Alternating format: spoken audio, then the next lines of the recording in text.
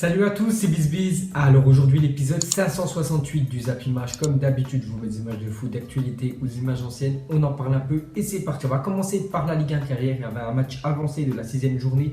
Donc c'était Monaco qui recevait Nîmes, un promu. Et Monaco a encore galéré une fois de plus en Ligue 1 vu qu'ils ont fait match nul à domicile, un partout, dont un but de Briançon pour Nîmes. Ils avaient ouvert le score. Et Falcao qui est de retour quand même de blessure, a réussi à égaliser pour l'AS Monaco. Donc Monaco n'y arrive pas et enchaîne quand même un 5e match sans victoire. Donc c'est vraiment une saison vraiment plutôt moyen quand même de l'AS Monaco. Donc le début de saison compliqué de Monaco, une victoire, 3 matchs nuls, 2 défaites. Donc voilà, ils avancent vraiment pas du tout l'AS Monaco. Donc ils ont gagné seulement la première journée et depuis, ils ont fait soit des matchs nuls ou des défaites. Ensuite, l'AS Monaco n'a plus gagné depuis 6 matchs, toutes compétitions confondues.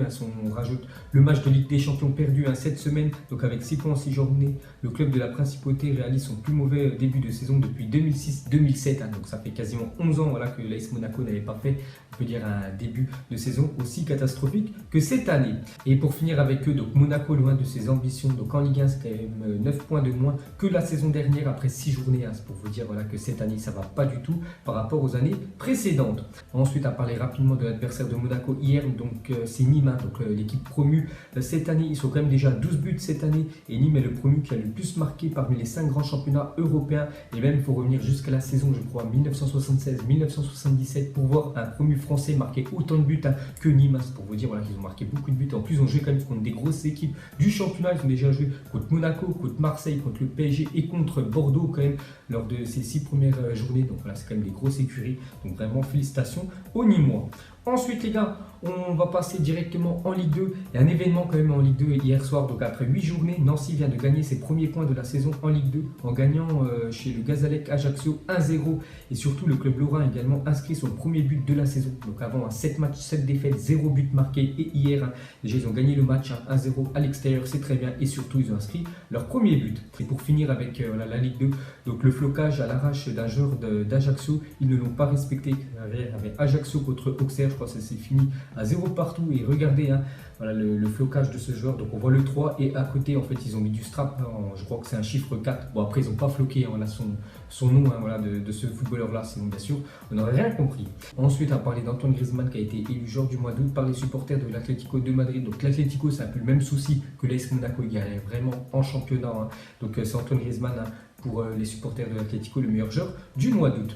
Ensuite les gars, officiel, Lionel Messi a été élu joueur de la semaine en Ligue des Champions. Donc hier c'était la question de fin, on savait les 4 joueurs qui pouvaient prétendre à ce titre là du meilleur joueur de Ligue des Champions cette semaine. Donc il y avait Messi, il y avait Pogba, il y avait Nabil Fekir et Milner, le milieu de Liverpool, et c'est Lionel Messi qui a été élu meilleur joueur de la semaine. Bon après c'est mérité avec son triplé contre le PSV.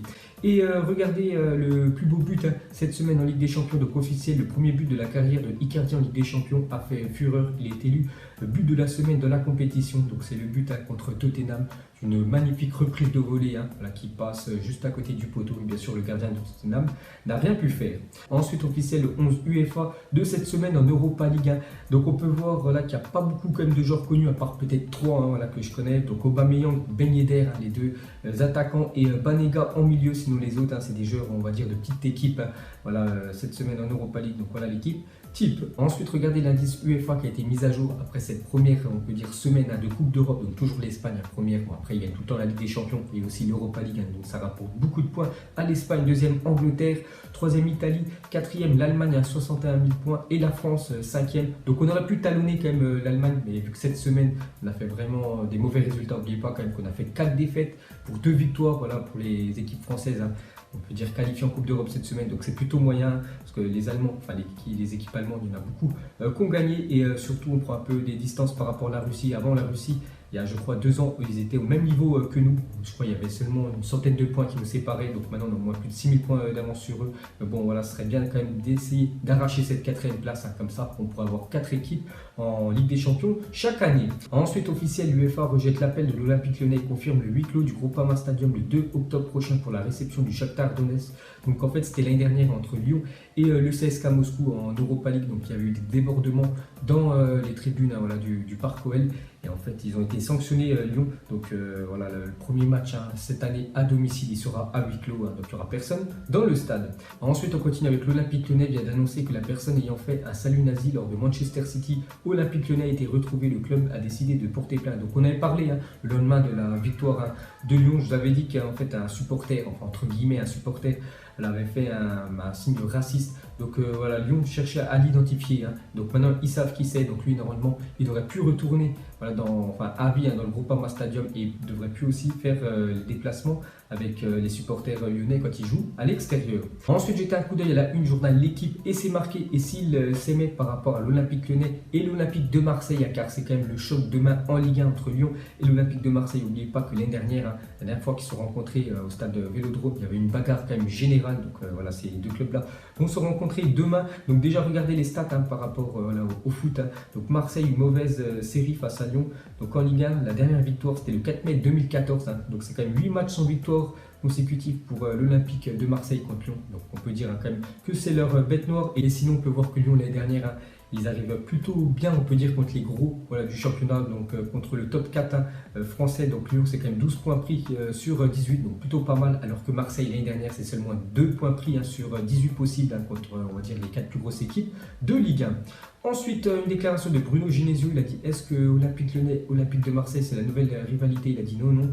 À Lyon, la rivalité, c'est Saint-Etienne et rien d'autre. Donc voilà ce qu'a dit Bruno Genesio.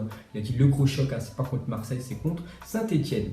Ensuite, une info côté marseillais, donc officiel, Adil Rami, victime d'une élévation, sera forfait entre 10 et 15 jours. Donc demain, voilà, il jouera bien sûr pas contre l'Olympique Lyonnais pour Adil Rami. Je ne sais pas si c'est une bonne nouvelle ou une mauvaise nouvelle pour les Marseillais.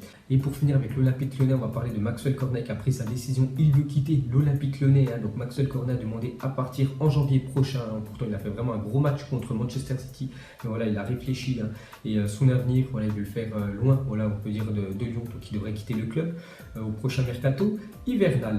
Ensuite, j'ai un coup d'œil aux affiches de la journée. Donc ça joue partout en Europe, dans les 5 plus gros championnats. Donc on va pas citer toutes les rencontres. On va juste parler d'un match. On va aller en Espagne. Il sort à 20h45. Il y a le Real contre l'Espagnol de Barcelone. Et en fait, le journal AS avait demandé à ses internautes qui doit être titulaire contre l'Espagnol entre Benzema et Mariano Diaz, nouveau attaquant bien sûr du Real Madrid. Donc avec, après un peu plus de 18 000 votes, 77% des participants estiment que c'est Mariano qui doit être titulaire demain, contre 23% pour Benzema. Donc on peut voir que les supporters du Real Madrid préfèrent quand même Mariano Diaz à Karim Benzema. Donc on a quand même mauvaise nouvelle pour Benzema qui pourrait aller bien sûr sur le banc. Ensuite, on continue avec le Real Madrid, une déclaration de Florentino Pérez, le président du Real, par rapport à Cristiano Ronaldo. Il a dit: nous ne pouvons que remercier Ronaldo pour ce qu'il a fait. Il est le meilleur après Di Stefano. Il sera toujours chez lui ici. Donc voilà.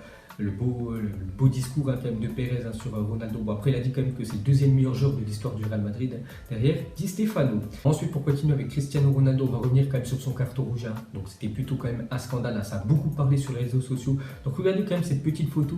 On voit le carton rouge de Ronaldo quand il effleure les cheveux du joueur de Valence. Et dans le même match, il y a un joueur, donc je crois que c'est Parreiro, le capitaine de Valence, qui met son crampon en plein visage sur un joueur de la Juventus et lui a pris un carton jaune. Donc bien sûr, les cartons auraient dû inverser. Ensuite, pour finir avec Cristiano Ronaldo, donc la commission de discipline de l'UEFA pourrait se montrer clémente avec Ronaldo, qui ne serait suspendu qu'un seul match en Ligue des Champions.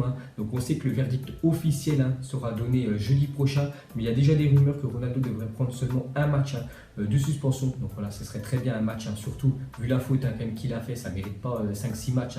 Bien sûr, il n'y avait rien de violent, donc voilà, il devrait juste louper la réception contre les Young Boys de Berne, voilà, l'équipe suisse. Donc le match, le déplacement à Manchester United, il devrait être de la partie CR7. Ensuite, avant-hier, face au club tchèque de Jablonec, le Stade Rennais a remporté son tout premier match de Coupe d'Europe en 15 matchs joués, donc 5 matchs nuls et 9 défaites pour l'histoire de Rennes en Coupe d'Europe. Donc jeudi soir, c'était leur première victoire de l'histoire du club en Coupe d'Europe. Ensuite, officiel, Sergio Agüero prolonge jusqu'en 2021 avec Manchester City pour le meilleur buteur de l'histoire du club de Manchester. Il a fait une petite déclaration après cette prolongation. Il a dit: je suis heureux pour cette année supplémentaire. Mon idée était de rester ici pendant 10 ans. Je suis ici depuis 7 ans. Cela fera donc 10 ans quand le contrat expirera. C'est la principale raison qui a fait que j'ai prolongé. Pourquoi il veut rester en fait 10 ans à Manchester.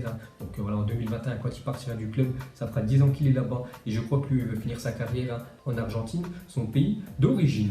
Ensuite, on va parler d'un autre joueur de Manchester City, donc Kevin De Bruyne, toujours bien sûr blessé, voilà, il est en rétablissement. Donc il a fait une petite déclaration, il a dit j'ai encore besoin de 3, 4, voire 5 semaines de repos. Je serai bientôt de retour pour aider l'équipe à bien performer. J'espère être là après la trêve internationale fin octobre, peut-être pour le derby de Manchester le 11 novembre. Donc voilà, quand on va arriver à peu près Kevin De Bruyne au sein de l'équipe de Manchester City, qui a beaucoup manqué, je pense, au club contre Lyon en Ligue des Champions.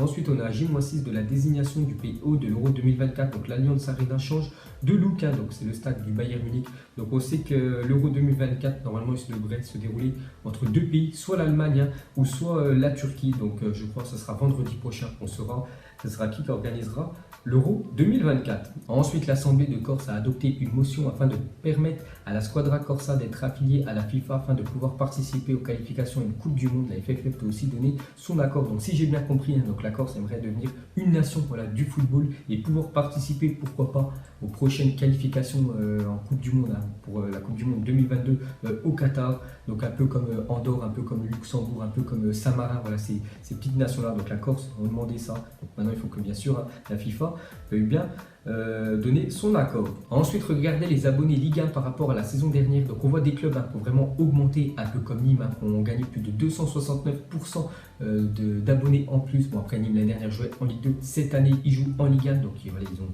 plus que doublé, on peut dire, leurs abonnés. Et on peut voir comme des clubs comme Reims, bien sûr aussi, qui montent en Ligue 1, donc c'est normal, qui ont gagné un peu plus d'abonnés. On peut voir des clubs qui ont perdu des abonnés, un peu comme Nice, Toulouse ou le LOSC, bien sûr, par rapport à la saison l'année dernière qui était catastrophique.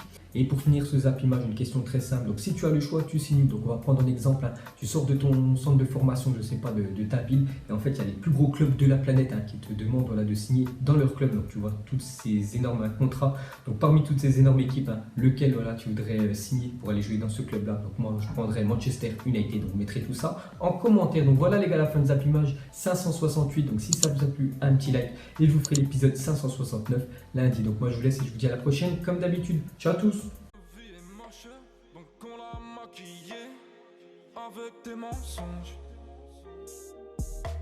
Et que son âme est moche, plus qu'à la maquiller avec des mensonges. Je sais pas ce qui se passe dans ma tête. Parfois, je voudrais sauver la terre. Parfois, je voudrais la voir brûler.